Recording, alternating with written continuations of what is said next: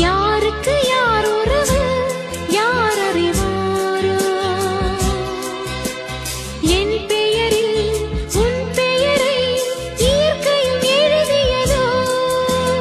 பொன்மகள் மூச்சு விட்டால் பூமலராதோ பூமகளின் வாய்மொழியே பூஜைக்கு வேதங்களோ கல்லூரி வாழ்க்கையில் காதல் ஏன் வந்தது ஆகாயம் எங்கிலும் நீலம் யார் தந்தது இயல்பானது ஒரு காதல் தேவதை பூமியில் வந்தார் ஒரு காதல் காவியம்